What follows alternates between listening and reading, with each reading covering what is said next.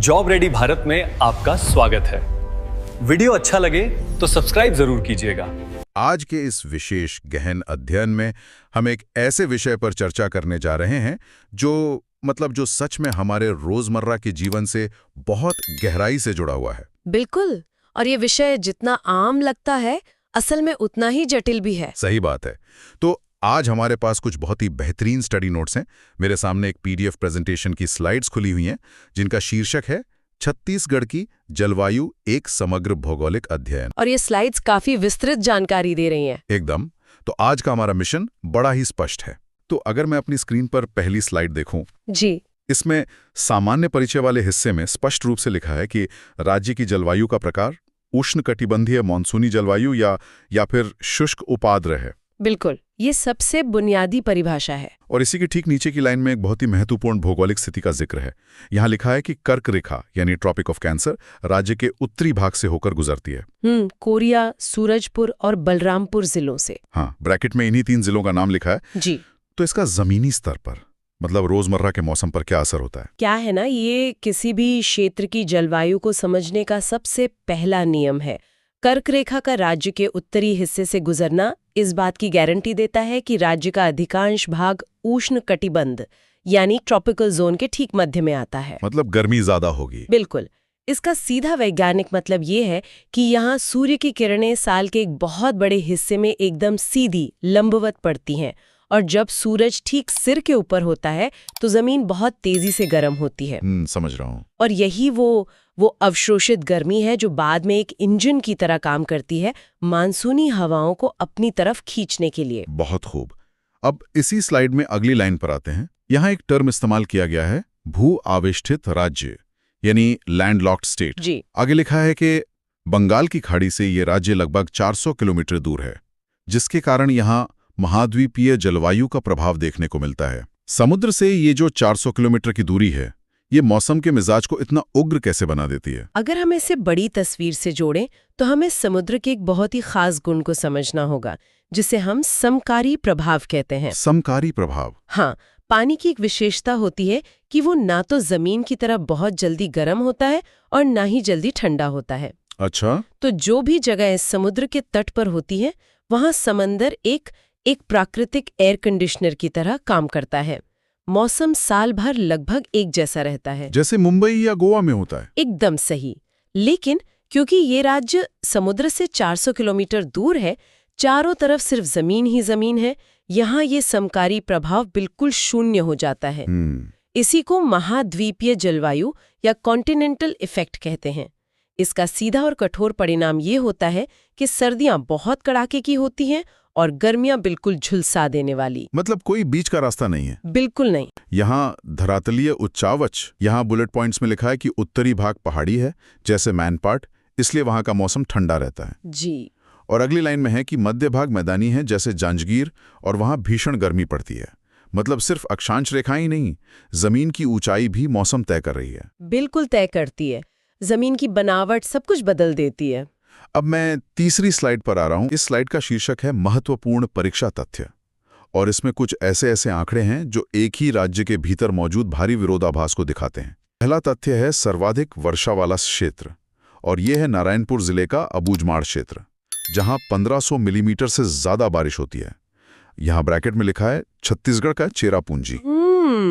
अबूझमाड़ के घने जंगल। और दूसरा तथ्य ठीक इसके उलट है। न्यूनतम वर्षा वाला क्षेत्र, जिसे वृष्टि छाया क्षेत्र या रेन शैडो एरिया कहा गया है, ये कवर्धा में मैकल श्रेणी के पास है। एक ही राज्य में इतना बड़ा अंतर।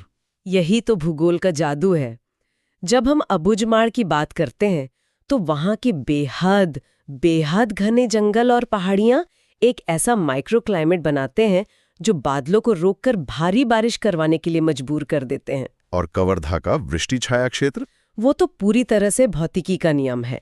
जब मॉनसूनी हवाएं मैकल जैसी पर्वत श्रेणी से टकराती हैं तो वे पहाड़ की एक तरफ तो खूब पानी बरसा देती हैं। हाँ। लेकिन जब वे पहाड़ को पार करके दूसरी तरफ उतरती हैं तो उनमें नमी बिल्कुल नहीं बचती, हवा सूखी होती है, इसलिए कवर्धा वाले हिस्से में बारिश नहीं होती। क्या बात है। अब तीसरा तथ्य पढ़ता हूं। सबसे ठंडा स्थान जो है सरगुजा जिले का मैनपाट, इसे छत्तीसगढ़ का शिमला कहा गया है। चलिए, अब हमारी इस वर्चुअल क्लास की अगली स्लाइड पर चलते हैं, जहां ऋतु वर्गीकरण को समझाया गया है। जी, मौसम विज्ञान विभाग के अनुसार। हाँ, बिल्कुल। स्लाइड के अनुसार ग्रीष्म ऋतु 16 फरवरी से 15 जून तक, वर्षा ऋतु 16 जून से 15 अक्टूबर तक और शीत ऋतु 16 अक्टूबर से 15 फरवरी तक। अगर हम स्लाइड में दिए गए ग्रीष्म ऋतु के विवरण को पढ़ें तो मुख्य गर्मी मार्च से मध्य जून तक पड़ती है और मई सबसे गर्म महीना बताया गया है। मई में ही सबसे ज्यादा तपिश होती है। यहाँ एक बहुत ही खास लाइन हाईलाइट की गई है। लिखा है, राज्य के मैदानी क्षेत्रों में दोपहर के समय चलने वाली बेहद शुष्क और गर्म हवाओं को लू कहा जाता है। औसत तापमान 30 से 45 डिग्री रहता है। ये लू कोई सामान्य गर्म हवा का झोंका नहीं है। तो ये क्या है? ये एक बहुत ही विशिष्ट स्थानीय परिघटना है। मई के महीने में मैदानी इलाकों की मिट्टी अपनी सारी नमी खो देती है। वो जमीन एक विशाल तवे की तरह काम करती है। बाप रे। और जब हवा इस तपती हुई जमीन के ऊपर से गुजरती है तो वो बेतहाशा गर्म हो जाती है। इसमें पानी की एक बूंद भी नहीं होती, इसलिए ये इंसान के शरीर से भी नमी खींचने लगती है। इसीलिए ये इतनी खतरनाक होती है। सुन के ही प्यास लगने लगी है। खैर, अगली स्लाइड उस मौसम के बारे में है जिसका सबको इंतजार रहता है, वर्षा ऋतु। सबसे महत्वपूर्ण मौसम। नोट्स के मुताबिक मानसून का प्रवेश 10 से 15 जून के बीच सबसे दक्षिणी हिस्से यानी बस्तर संभाग से होता है। 25 जून तक ये पूरे राज्य में फैल जाता है। और एक बहुत ही महत्वपूर्ण डेटा पॉइंट है यहाँ, वो 90% और 10% वाला। एकदम सही पहचाना। यहाँ लिखा है 90% बारिश बंगाल की खाड़ी से आती है और सिर्फ 10% अरब सागर की शाखा से। ऐसा क्यों? यहाँ दिलचस्प बात यह है कि कैसे हवाओं की दिशा और पहाड़ों की स्थिति पानी का वितरण तय करते हैं। बंगाल की खाड़ी से जो बादल उठते हैं उन्हें राज्य तक पहुंचने के लिए किसी बहुत बड़े पहाड़ को पार नहीं करना पड़ता। वे पूर्वी तट से सीधे प्रवेश करते हैं। अच्छा, इसीलिए 90% हिस्सा वहां से आता है। बिल्कुल। दूसरी तरफ जो बादल अरब सागर से उठते हैं उन्हें पहले पश्चिमी घाट के ऊंचे पहाड़ों को पार करना पड़ता है, फिर विशाल पठारों को। तो रास्ते में ही सारा पानी खत्म हो जाता है? लगभग। जब तक वे बादल मध्य भारत तक पहुंचते हैं वे अपनी ज्यादातर नमी रास्ते में ही गिरा चुके होते हैं। इसीलिए अरब सागर की शाखा का योगदान सिर्फ 10% रह जाता है। समझ गया। इसी स्लाइड में इस बारिश को पर्वतीय वर्षा या ओरोग्राफिक रेन भी कहा गया है। हाँ, क्योंकि ये बादल जब किसी पठार या पहाड़ से टकराकर ऊपर उठने को मजबूर होते हैं तो ऊंचाई पर ठंडे होकर सघन हो जाते हैं और बरस जाते हैं। प्रकृति का डिलीवरी सिस्टम सच में कमाल है। चलिए अब शीत ऋतु की स्लाइड देखते हैं। सबसे ठंडा महीना दिसंबर और जनवरी है। उत्तरी क्षेत्र जैसे सरगुजा में न्यूनतम तापमान 3 से 5 डिग्री सेल्सियस तक गिर जाता है। और यहाँ एक तकनीकी शब्द बोल्ड में लिखा है, पश्चिमी विक्षोभ या वेस्टर्न डिस्टर्बेंस। ये बहुत ही रोचक विषय है। यहाँ लिखा है कि यह शीतकाल में होने वाली हल्की वर्षा है जो रबी की फसलों जैसे कि गेहूं और चना के लिए बहुत ज्यादा लाभदायक होती है। ये पश्चिमी विक्षोभ आता कहाँ से है? में भूमध्य सागर यानी मेडिटेरेनियन सी के ऊपर उठने वाले तूफानों का एक कमजोर रूप है। भूमध्य सागर? वो तो यहाँ से हजारों किलोमीटर दूर है। बिल्कुल। वहां से ये तूफान ईरान, अफगानिस्तान और पाकिस्तान को पार करते हुए इतना लंबा सफर तय करके उत्तर भारत और फिर यहाँ तक पहुंचता है। और ये खेती के लिए इतना जरूरी क्यों है? क्योंकि सर्दियों में जमीन पूरी तरह से सूखी होती है। गेहूं और चना जैसी रबी फसलों को इस समय बहुत ज्यादा पानी नहीं चाहिए, बस मिट्टी में नमी बरकरार रखने की जरूरत होती है। ये हल्की बारिश उनके लिए अमृत का काम करती है। ये जानकर सच में हैरानी होती है कि भूमध्य सागर की हलचल यहाँ की फसल तय कर रही है। और इसी नक्शे के ठीक बाद कृषि जलवायु क्षेत्र या एग्रो क्लाइमेटिक जोन्स की स्लाइड है। इन्हें 3 मुख्य हिस्सों में बांटा गया है। ये वर्गीकरण पूरी तरह से इसी बारिश और तापमान के पैटर्न पर आधारित है। तो पहला जोन है उत्तरी पहाड़ी क्षेत्र। ये पूरे राज्य का लगभग 21% हिस्सा है। इसमें कोरिया, सरगुजा और जशपुर जैसे जिले हैं। यहाँ की जलवायु को आर्द्र उपोष्ण या ह्यूमिड सबट्रॉपिकल बताया गया है, जिसका वैज्ञानिक कोड CWA है।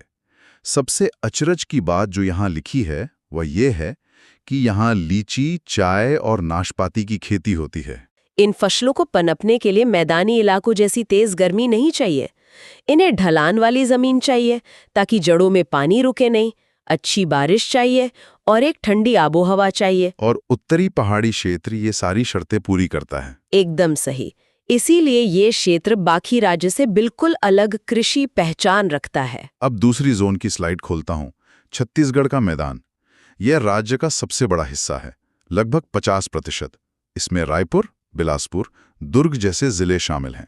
ये इस राज्य का हृदय है। यहाँ की जलवायु है उष्णकटिबंधीय, आर्द्र और शुष्क। मौसम कोड है AW। विशेषता है अत्यधिक गर्मी और मध्यम वर्षा, और इसे धान का कटोरा या राइस बॉल कहा गया है। इस मैदानी हिस्से का महत्व राज्य की अर्थव्यवस्था के लिए सबसे ज्यादा है। महानदी का बेसिन होने के कारण यहाँ की जमीन एकदम समतल और उपजाऊ है। और धान के लिए ये मौसम इतना सही कैसे है? धान की फसल का एक खास चक्र होता है। शुरुआत में उसे खेतों में लबालब भरा हुआ पानी और तेज गर्मी चाहिए होती है, और पकते समय उसे सूखे मौसम की दरकार होती है। ये मैदानी जोन बिल्कुल ऐसा ही मौसम देता है। इसी भौगोलिक वरदान के कारण ये खाद्य सुरक्षा का सबसे बड़ा केंद्र है। बिल्कुल। अब तीसरे और आखिरी कृषि जोन पर आते हैं, बस्तर का पठार। ये राज्य का 29% हिस्सा है, जिसमें जगदलपुर, दंतेवाड़ा जैसे जिले हैं। यहाँ की जलवायु को उष्ण और आर्द्र यानी हॉट एंड ह्यूमिड कहा गया है। बस्तर का पारिस्थितिकी तंत्र बिल्कुल अलग है। स्लाइड में भी यही लिखा है। ये क्षेत्र अत्यधिक वनाच्छादित है, घने जंगल हैं, जिसके कारण उच्च आर्द्रता रहती है, और बंगाल की खाड़ी का मानसून सबसे पहले यहीं दस्तक देता है। यहाँ के जो घने जंगल हैं, वो लगातार वाष्पीकरण करते रहते हैं। पत्तों से पानी भाप बनकर उड़ता है, जिससे हवा में हमेशा एक नमी और चिपचिपाहट बनी रहती है। और इसीलिए ये क्षेत्र इतना हरा भरा रहता है। हाँ, और यहाँ की अर्थव्यवस्था धान पर उतनी निर्भर नहीं है जितनी कि वनोपज और वहाँ के जंगलों पर है। अब तक तो सब कुछ एकदम संतुलित और परफेक्ट लग रहा था, लेकिन अब मैं इस PDF की आखिरी स्लाइड पर आ गया हूँ। इसका शीर्षक है जलवायु परिवर्तन और रुझान, और इसे देखकर थोड़ा डर लग रहा है। ये आंकड़े किसी को भी चिंता में डाल सकते हैं। तो इन सब का क्या मतलब है? मैं पढ़ता हूँ। पोस्ट ग्लोबल वार्मिंग काल यानी 1971 से 2010 के बीच के रुझानों में राज्य भर में वर्षा में स्पष्ट कमी दर्ज की गई है।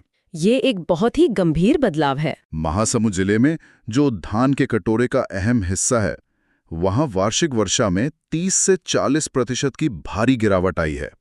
बस्तर और उत्तरी क्षेत्र में 10 से 20% की कमी आई है। ये सिर्फ कुछ प्रतिशत के आंकड़े नहीं है, ये एक वास्तविक संकट है। और आखिरी बुलेट पॉइंट सबसे ज्यादा डराने वाला है। वर्षा के दिनों यानी रेनी डेज की संख्या भी तेजी से घट रही है। बारिश कम तो हो ही रही है, बारिश के दिन भी कम हो रहे हैं। इसका अर्थ बहुत गहरा है। इसका मतलब है कि बारिश का पैटर्न अब शांत और संतुलित नहीं रहा, बल्कि बहुत आक्रामक हो गया है। पहले जो बारिश 15-20 दिनों में आराम से रिमझिम गिरती थी, जिससे मिट्टी को पानी सोखने का समय मिलता था, अब वही पानी सिर्फ 4-5 दिनों में मूसलाधार रूप से गिर जाता है। इससे मिट्टी पानी सोख नहीं पाती, उपजाऊ परत बह जाती है, बाढ़ आ जाती है और बाकी पूरा महीना सूखा रह जाता है। ये तो खेती के लिए विनाशकारी है, विशेषकर उस धान के कटोरे के लिए। बिल्कुल। महासमुंद में बारिश में 30-40% की गिरावट का सीधा मतलब है कि किसान जिस जल स्तर पर भरोसा करके धान बोता था, वो पानी अब गायब हो रहा है। अगर ये संतुलन ऐसे ही बिगड़ता रहा तो पूरी खाद्य सुरक्षा खतरे में आ जाएगी। ये सच में हमें एक बहुत ही गंभीर वास्तविकता के सामने खड़ा कर देते हैं। आज की इस बेहद ज्ञानवर्धक और विस्तृत चर्चा को हम यहीं समाप्त करते हैं। हमारे साथ जुड़ने के लिए और इस विषय को समझने के लिए सभी सुनने वालों का बहुत बहुत धन्यवाद। मिलते हैं अगली बार एक नई अध्ययन सामग्री और एक नए नजरिए के साथ। तब तक के लिए धन्यवाद।